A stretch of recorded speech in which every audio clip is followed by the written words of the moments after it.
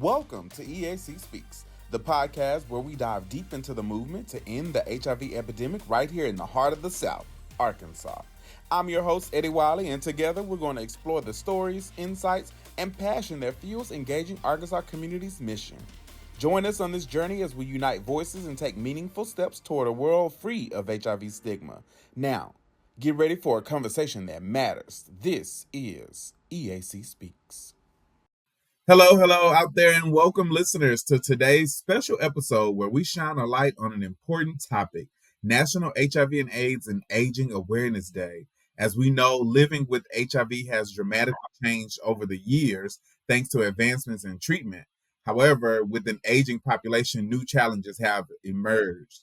Today, we're going to explore the unique experiences of older adults living with HIV, discuss the intersection of aging and HIV, and dive into it how we can, as a community, better support those impacted. Now, we're welcoming back Jeff Haskins to EAC Speaks. Hello, Jeff, and welcome back. Hi, Eddie. How are you? I'm I'm doing glad to be fabulous. here again. I'm glad you're here. How are you doing? Well, I'm hanging in there and making the best of it. So what's been up since the last time we talked? It's been about 2 years. Oh, well, I just came back from Arkansas. I was at the HIPC retreat, the first inaugural retreat in Yes. Arkansas by the health department. And that was good. And I was the keynote speaker this year. Yes. Yeah. That's amazing. Did they treat you well in Arkansas? Of course, I've been there 3 years in a row. That's awesome. How Well, about I'm you? glad that we have the opportunity to talk about such an important topic because we Yeah. know this month is going to commemorate the Awareness Day. So, talk Mhm. to me about why is National HIV and AIDS and Aging Awareness Day important, and how does it help raise awareness about the challenges that older adults face living with HIV and AIDS? Okay, well, HIV Aging Awareness Day is important as each other day that we highlight the populations that are infected with HIV, living with HIV. That means we don't do infected no more. That's not a buzzword. It's living and thriving with HIV. And because this population is 53% of the population of people living with HIV, and estimated to be 70% in 2030, we are the largest population living with HIV. So we needed our own day because we have our own issues and our own concerns. And so we wanted to highlight this day, and the government gave us a day to celebrate. And we celebrate that we are still here living and that we're not going nowhere and they can't make no decisions without us. I love that. We're Mhm. glad to have this awareness today because, as you mentioned, there are so many particular challenges that the aging population face. And it's not just living with HIV, it's encompassing the whole health of the person. Yeah. So that's really important. Now, tell me this: how has aging with HIV affected your perspective on life and health? Well, my perspective always has been since my diagnosis to live and live well. So I have put the practices and things of things you need to do to live well: exercise, proper diet, um, social connections, friends and family, and advocacy, um, which has always been the thing that we've been fighting for a better way of living. When so many people died, we, I have personally, we buried our dead, but then we had to go on and fight our government to get our medicines and, you know, deal with family members and friends and do a whole education piece around what HIV is and that everybody was acceptable. I mean, could acquire it. that it Mhm. wasn't just a certain group of people. So I've always been on the front line advocating to the whole community that we all needed to be aware of this process. And we also all needed to, make sure we were safe, protect ourselves. Absolutely. Now, you mentioned some of these things, but how has the landscape of HIV and AIDS changed over the years, particularly in terms of its impact on folks living longer with HIV? Well, it's changed because HIV is no longer a death sentence. I mean, normally, HIV, AIDS, HIV, which progresses to AIDS, and AIDS was a death sentence. What science has been able to do is develop the appropriate medicines that make living with HIV a chronic disease and no longer a killing disease. So we understand that from this epidemic of the 80s, which is similar to our COVID epidemic of 2020, we all have to take our medicine, get our medicine so that we can live well. And that the viruses, two different viruses, but each one attacks our immune system and breaks it down where we get illness and eventually we would die. So I don't have to worry about how I'm going to die, when I'm going to die, where I'm going to die. I just have to live every day until then. Yes, live and tell the story because Yeah. we love to hear the history of how things have come. So if you haven't listened to Jeff's episode on EAC Speaks, definitely go back and listen to it. We talk about some of the history, and we'll dive into some of that today too. Now, Mhm. Jeff, tell me, what are some of the common misconceptions about aging with HIV that needs to be addressed? Well, some of the misconceptions is that people with living with HIV are no longer having sex, and that's a misconception. We are definitely having sex when we want to and with who we want to. Um, and now that we have doxy pep and prep to keep it, and we have U equals U. Yes. Undetectable equals untransmittable. A person that is undetectable with HIV cannot pass it on to anyone else. Um, but we used to say, well, make sure you still use your condoms and stuff because those STIs are out of there. But now with DoxyPep, we have the ammunition to also protect ourselves from STIs. So we've made some progress. And so there's a misconception about, you know, um, we can throw away protection. I still don't think we throw away protection because protection still prevents pregnancies between heterosexual couples, um, or between a man and a woman, because people identify differently. So I just want us to think of safety first. That's where we need to put our efforts about what is going to be best for my welfare, for my health, for my mental state, and also for my spiritual. My spirit Mhm. needs to be well. Um, and to your former question, if it wasn't for faith, and it's faith today, that's why I'm still here. I mean, I had my challenges, but I'm still here. Still here, and we're Mhm. grateful for it. Now, you mentioned taking care of your body, your mind, and your spirit. And earlier, you mentioned eating right, exercising. Now, what are some of the challenges, the specific health challenges that older adults living with HIV face? Well, some of the different challenges are the comorbidities, and you know, it's any normal person. The aging process is a natural process that we all must go through.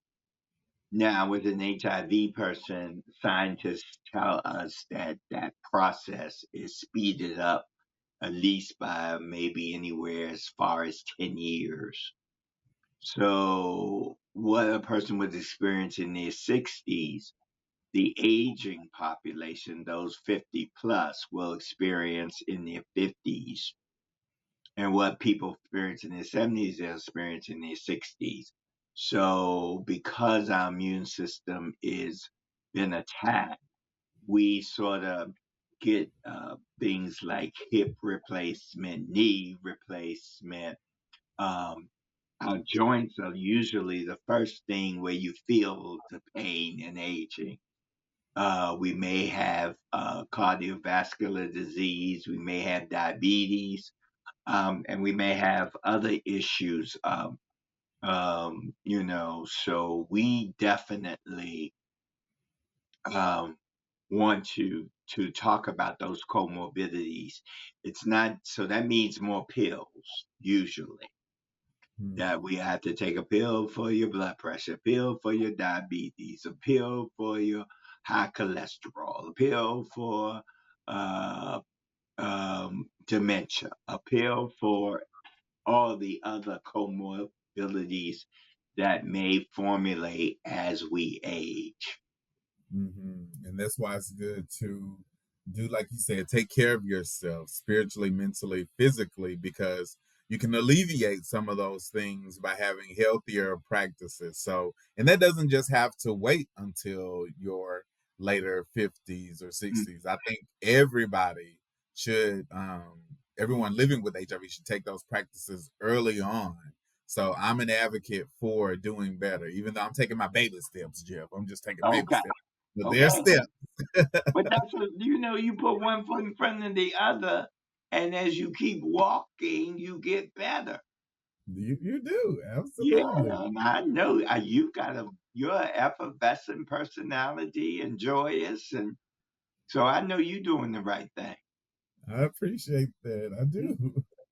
Now let's talk about what healthcare providers can do. So, what do you think healthcare providers can do to tailor their care and meet these unique needs of this population?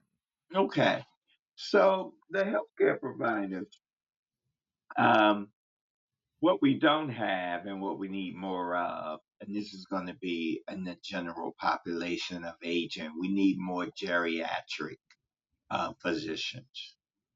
Those are the physicians who really study aging and Mhm, also have the remedies to relieve some of the stress and tension of aging by prescribing the right medication or by having the patient um, do some other things that will help aid their body as it makes these transitions through life. Um, and if you've got a bad knee, maybe, and you went to a geriatric physician, they might tell you that, okay, you might need to wear a brace on your knee. So when you go up and down steps, you know, it's not throbbing, it's not hurting, it's not you feeling pain because the brace steadies the knee as you go up and down the step. mhm, Uh, and some people, because of the way we look, we may not want to use the tools that geriatric doctors give us as walkers and canes. mhm, And sometimes people will have to be in wheelchairs to move properly as we're mhm, aging. So we want it to be earlier when a person is not at such horrible levels of pain, but in the beginning, and also to help them formulate and get used to using the tools that will make them be more mobile. Uh, mhm, and so that's what we need. And sometimes geriatrics have to send us to specialists for mhm, whatever our concern is. That most just general practitioners um, are not versed in. I mean, I'm not sure they teach aging in medical school. Mm, And how many doctors really have the aging patients or have the knowledge to really, um, assess and prescribe the best method, and whether it's medication or whether it's, as we talked before, exercise, or maybe it's Eastern thought, meditation and mindfulness, and mhm, maybe it's soaking in a pool mhm. for your aching joints. Swimming is one of the best exercises. And how many seniors go to the pool to relax? Yeah, it's good that you mentioned that of thinking beyond the medicine, thinking about those things that actually help in a different way. Like you said, helping with the mind as a part of our body. Mindfulness is one of my favorite practices that Hmm. they teach us how to eat mindfully, how to drive mindfully, and all of these other practices are really important. And I think that does help with the aging population because there are such unique needs.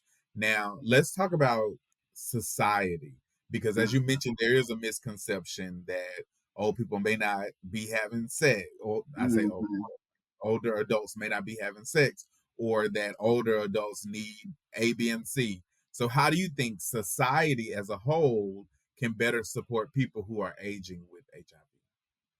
Well, society has to first see us Mm, and stop making us invisible. See us yeah, as who we are. Yeah, we're gonna move a little slower. Yeah, we're gonna look at you a little longer, but we're gonna keep on moving. yes. So recognize us and don't push us to the curb. Make room for us. Go around us. Don't walk over us. Uh, and so society, I think um, we are a larger number as we are living longer. And so we will be around for, a great long time. So get to know us. Spend some Mhm, time with someone who is senior. mhm, And senior is, or I say seasoned is from 50 to 70, and senior for me is 70, to 90. And then, 70 to 100, and then octarian is 100 plus. So many of us will live in our 70s, 80s, 90s, and some of us into the hundreds mhm, because of the medicine, um, the advances in medicine, and because people are willing themselves to live. Like, I'm mhm. going to live. They be saying, I'm going to live Okay, gonna despite live. aches and pains. Okay. Look, that's some great ways. See the population. You have to see people and know that they are taking space. And by Mhm. showcasing awareness days like this particular one, I think it brings a heightened sensitivity, as you mentioned, to those needs because it's really important that we do have this history because without the history, the stories that our seasoned that our elders tell us, Mhm.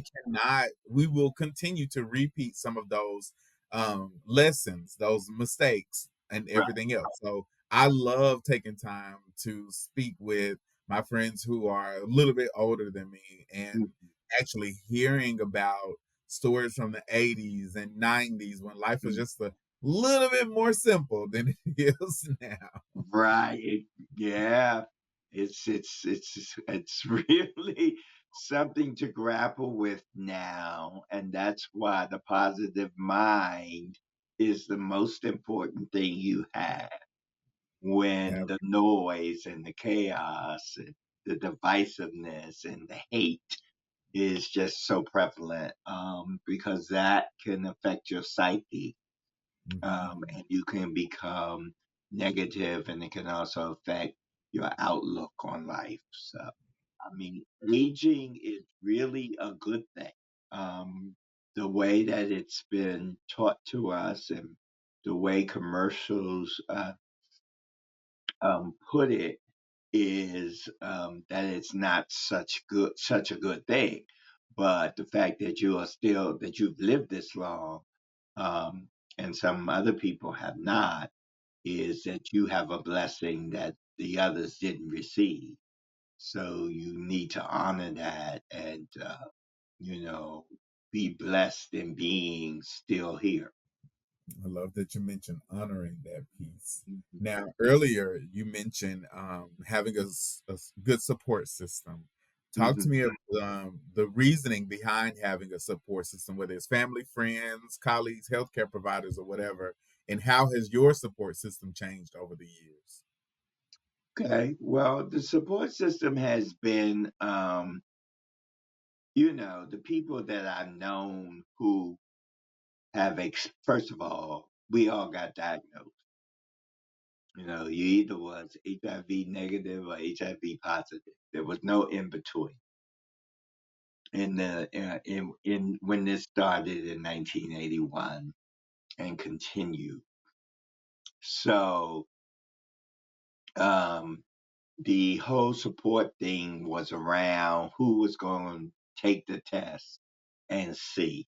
And so my support started with my best friend going to the hospital, well, going to the health center with me, I should say, to take my test. Um, and they had already taken the test, so they knew they was next. So for that support, and back then there was no counseling after you took the test. You were just given the results and sent out.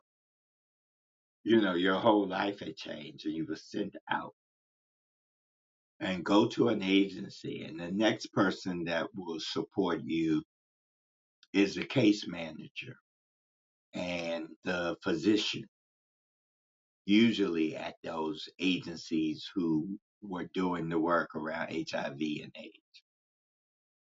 So the case manager will give you some counseling, about what your situation is, and then the doctor will tell you how to take care of your situation by prescribing you medicine and say, take your medicine as prescribed. And so if you have any problems with the medication or anything like that, then you just need to, come back and let the doctor know. So that is a form of support to make you able to, get on medications and to fight the virus. Then the next, usually is, I would think, the advocates, who are fighting this dreaded disease. They would be next support. And then you have to decide, with disclosure, who you gonna tell, because like we talked about, there were so many misconceptions around that time, um, 80s and 90s, that people were like making up myths. There's so many myths about HIV and AIDS. You know, like the myth that you can get it from a fork or get it from, off a plate of somebody that have HIV or AIDS. You can get it off the toilet seat. I mean, there were so many ways people came up with, and so those were myths. And then um, family members had to decide, once you told them, whether they were going to be afraid or whether they were going to love you as who you always had been. And so they would be next, and then you tell your friends, and then your friends. Uh, Back in the day, if you were getting sick, you would have to tell your coworker and your boss, because you probably need time off. Uh, and it will affect your livelihood. Then you really need your case manager to come up with some benefits to pay your rent. And um, you know, uh, you needed the state to get your medicine, to pay for your medicine. You needed the government to fund these agencies. So there was relationships developed with so many people. And that's all and then you are your best support. Because once you decide you're not going to die, then you're going to live. You're going to do the best you can with what you know. And so knowledge is a support. And so you read the magazines came out, Pause magazine, the issues on people started talking about it on TV, the news started reporting it. So you learn everything and then you're better able to deal with it. Hmm. Yeah, and you mentioned some of the things that have happened since back in the 80s that are still happening now. It's a very similar story. I think the innovations have come in. There's more people now to support. Our advocacy family is so large, and it's Yeah. always been big, but I think it's more present now, more open with Mm-hmm. having that support. Because I remember in the late to mid 90s, the support system just was not there in Arkansas. It was just so mind blowing to know how difficult it may have been for folks back then. I couldn't imagine having to disclose my status at the time when one of my cousin's close friends, was diagnosed, and Mm-hmm. how much getting emotional. How much bravery it had to take, and how Yeah. much fear it also took in order to conquer that. So, yes, absolutely. By having your own support, knowing that you are your biggest advocate is really important. Yeah, it really is. It's the beginning. So, let's talk about this. So, what message would you like to share with others aging with HIV? Well, the message I really want to get out is that you need to be out and about. You need not, you know, uh, isolate socially. You need to have support of others. And there are many now groups that are forming for people aging with HIV. And they're doing great work and great things and lots of trips. And, uh, they got buddy systems and all of that you can take advantage of because it means to keep your mind clear so that you can be as healthy as possible. When you're trying to do this by yourself, it can be overwhelming and it can make you feel like you don't belong in the world, don't want to be out and about. Um, and there is support and help. And I think therapy is one of the best ways to have someone to talk to and also have a supportive friend and family member that you can confide in when Mm-hmm. those days when it gets a little rough and tough and hard to handle. Hmm. Yeah, I definitely value my friends who just even check in on me, even Mhm. when I may get quiet. Right. They'll just say, "What's going on with you? You ain't been That's posting, right. or you haven't texted me, or anything like that." So it's really important to have that tribe, as I Hmm. like to call them. So let's talk about the future. What are some of your hopes or concerns that you have for the future, even for folks aging with HIV? Yeah, well, one of my hopes for the future is that the Older Americans Act will put in the special language about LGBTQIA folks who are aged and HIV positive folks who are aging in that one sentence, Mhm. so that the states, when they get their money, will be able to support people aging with HIV, setting up their own programs, uh, not it'll be mandated by the federal government that they will, and this will be those departments of aging um, that some states have and some don't. But in order to get that money from that act, you will have to set up something for people aging with HIV and Mhm. people and LGBTQIA people age. Two Mhm. populations, but Mhm. similar, connected, interrelated populations.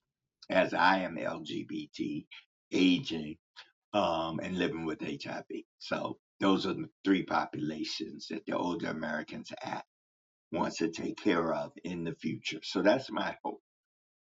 My fear is basically long-term care. Um, I've seen my parents go through long-term care. Um, and you just got to have stuff in place.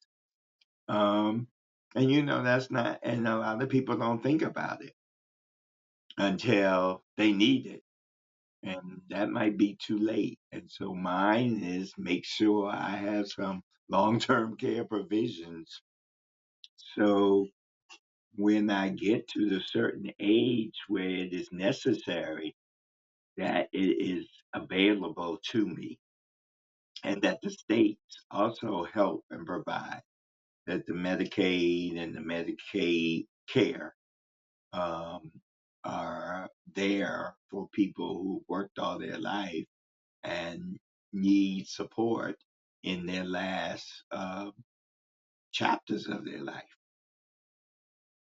So that would be what I concern myself with. That's my concern. It's not really a fear, but it's a concern.